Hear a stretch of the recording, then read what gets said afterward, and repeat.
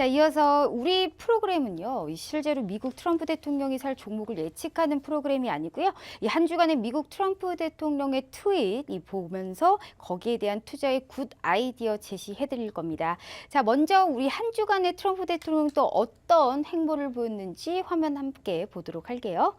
자, 현재 글로벌 증시가 한동안 소강 상태를 보였지만 이 지표와 실적 시즌을 지나면서 지수는 지속적으로 좀 고점을 높여가고 있는 상황입니다.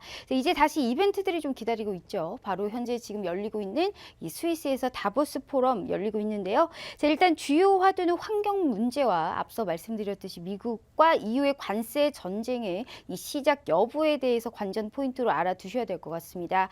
자, 지난주 트럼프 대통령은 어떤 트위트, 코멘트를 했는지 한번 같이 알아보실게요. 자, 현재 트윗을 보시면요. 여전히 미중 무역 협상을 통해서 농민들에게 선물을 주었다는 점을 상당히 강조하면서 이 표밭이었던 텍사스주 농민을 이 치열한 애국자로 표현을 했습니다. 이뿐만 아니라 USMCA 협약까지 포함해서 중국, 일본, 멕시코, 캐나다와 유리한 협상을 이끌어냈다라고 자기 자신을 상당히 칭찬하고 있는 모습 볼 수가 있는데요. 자, 여기서 이 특이한 점이 남한, 즉 대한민국을 언급했습니다. 사실 아직 이 미국과 큰 협상을 진행하지 않았는데 이 말 과연 좀 어떤 뜻으로 저희가 해석을 할 수 있을까요? 트위터 보니까 진짜 사우스 네네. 코리아가 있네요. 네. 한국을 왜 얘기했지? 그러니까요. 네. 일단 네. 일단 제 생각인데요. 네. 일단 방위비 협상 얘기한 거였죠. 방위비 협상에서 많이 받아낼 거다. 제가 봤을 때는 많이 못 받을 것 같습니다. 우리나라가 양보할 가능성이 절대 없기 때문에. 네. 미군이 철수하냐? 미군 철수 못해요, 어차피. 미군은 자기들 이익 때문에 온 것도 있거든요. 그래서 그리고 이제 호르무즈 파병 문제일 거예요. 아마 그 얘기를 하는 것 같은데 제가 봤을 때 호르무즈 파병 관련해서 우리나라 정부가 약간 대처를 좀 잘했던 것 같아요. 그러니까 파병은 아닌데 우리나라 배들, 우리나라 안전을 위해서 네. 그 근처에 왔다 갔다 하겠다. 이란에서 그냥 기분 나쁘다 정도로만 표현하고 끝났거든요. 그럼 이 정도면 뭐 잘 대처한 거 아닌가? 두리뭉실하면서도 아주 온화하게. 네, 뭐별 크게 문제는 안 만들어. 전 이번 정부가 상당히 저는 외교랑 이런 거 잘한다고 생각해요. 저는 잘한다고 생각하는데 네.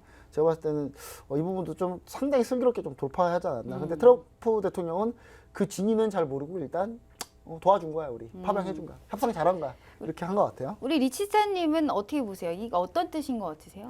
일단은 제가 봤을 때는 네. 이거는 김모스트랑 좀 내용이 똑같습니다. 왜냐면은 우리나라를 좀 언급을 했는데 뭐 이게 다른 건 없을 것 같아요. 이제 호르무즈 해협 이제 파병에 관련된 문제 가지고 이게 얘기를 이제 앞으로 할 것 같은데 그거 말고는 없을 것 같습니다. 일단은 지금 두리뭉실하게 우리나라는 약간 뭐랄까 두리뭉실하다는 좀 이상하고 약간 여기에도 조금 만족감을 주고 저기에도 조금 만족감을 주고 또 대신 여기에도 약간 욕도 먹고 여기에도 네. 약간 욕도 먹고 이런 식으로 우리나라는 어쩔 수가 없어요. 여기 손을 들 수 없고 여기 손을 들 수가 없거든요. 왜냐하면 굉장히 민감한 사실 진짜 호르무즈 한 네. 파견하면 이란 분들 혹시 와서 테러할까 봐 좀 무서워서. 그것도 있고 우리나라는 중동하고 이제 관계가 또 엄청나게 네. 많이 있거든요. 네. 그러다 보니까 근데 미국을 사실 이란하고는 별 관계는 없어요, 우리나라. 미국을 따라가자니 이란하고 관계 있다가 중동으로 이제 호르무즈 해협을 가면 이제 중동으로 가는 쪽을 이제 좀 뭐랄까 이제 해협을 좀 맞아요. 팔려는 네. 거거든요. 그 우리나라 가는 유조선 갑자기 그러니까요. 막아놓고 너네 석유 가져가지 마 이러면은 이제 굉장히 이제 문제가 되거든요. 그러다 보니까 약간 중간적인 입장.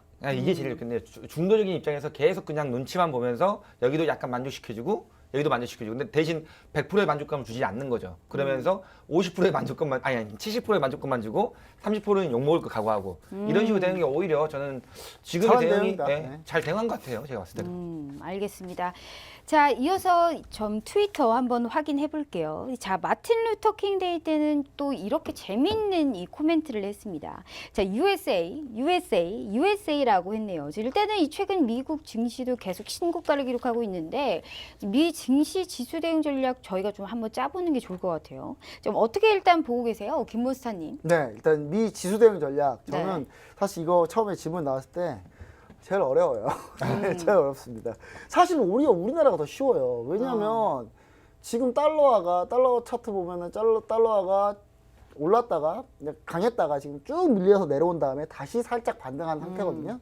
그럼 달러화가 반등한 상태인데 다시 현재 지금 힘을 못 쓰고 다시 밀려 내려가려고 준비하고 있는데 이게 달러화가 왜 안 밀리고 있냐면 지금 최근에 브라질이 좀 안 좋아요. 브라질 헤아라가 지금 대폭락했는데 네. 그것 때문에 지금 달러화가 좀 버티고 있는 거거든요. 근데 헤아라가 다시 정상적으로 돌아오면 달러가 다시 밀릴 겁니다. 밀릴 때 달러가 다시 밀릴 때 우리나라 워낙 강세 나와서 외국인 순매수 들어올 거기 때문에 우리나라 증시 쉬어야 되게.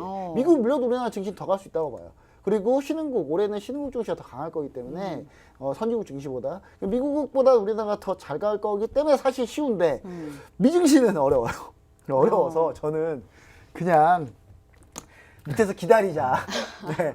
밀리면 기다리자. 일단 밀리면 기다리는데 일단 기다리는 단가가 좀 그냥 매매 많이 하지 말자 해서 9,100포인트 정도.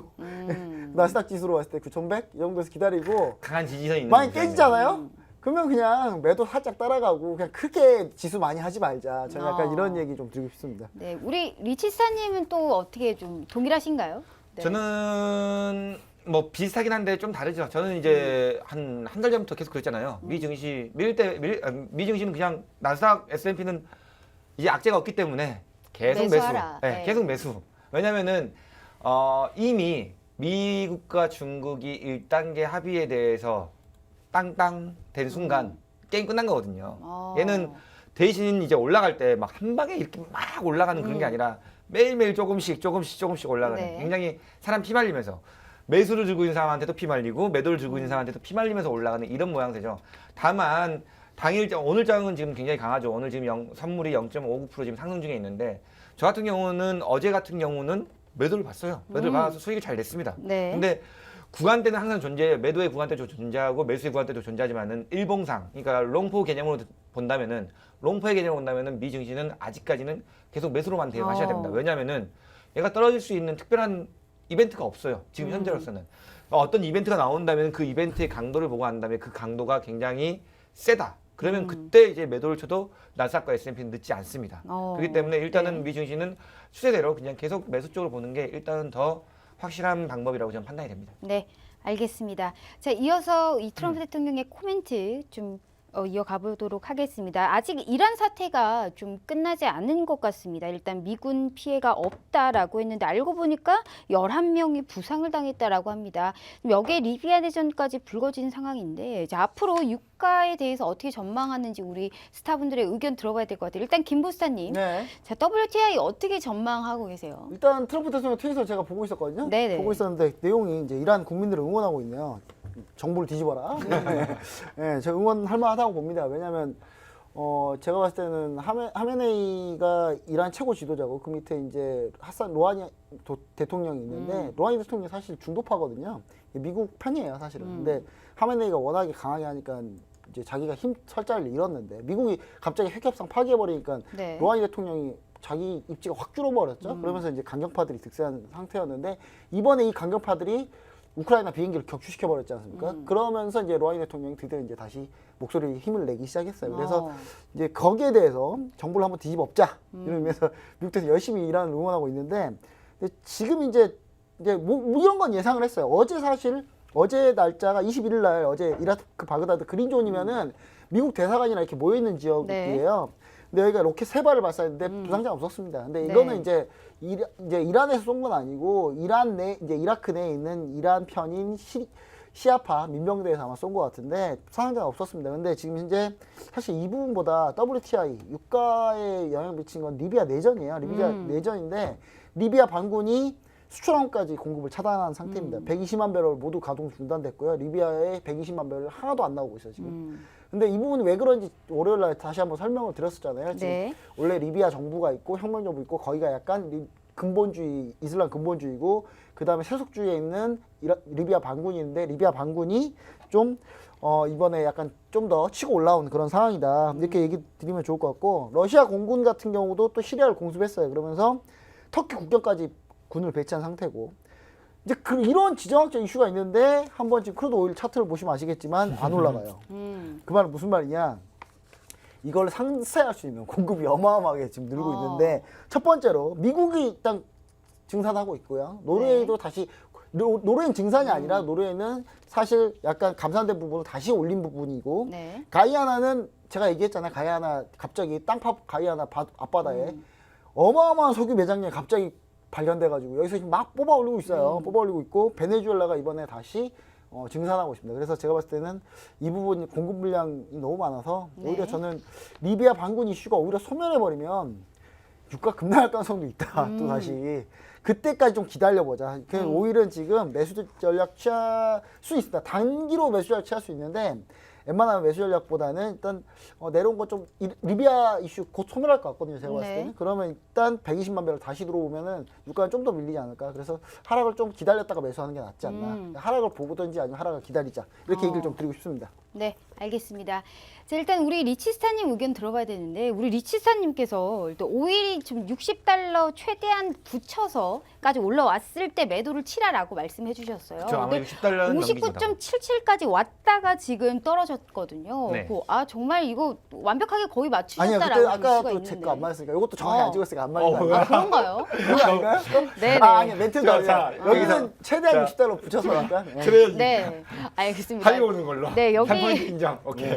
자, WTI 어떻게 지금 전망하고 계세요? 일단은 네. 유가는 제가 이제 이전에도 말씀드렸는데 그 기본스타랑 똑같은 내용이에요. 왜냐면은 미국이 원래 최대의 원유 네. 수입국 중에 하나였어요. 원래. 왜 얘네들은 원유가 나오는데도 불구하고 얘네들은 자기네 걸 안 씁니다. 그리고 사가지고 비축을 해놓거든요. 네. 그런데 미국 같은 경우는 비축을 옛날 원유 이제 유가가 20배럴당 20달러, 30달러 여기 가 있을 때 굉장히 많이 또 수입을 했어요.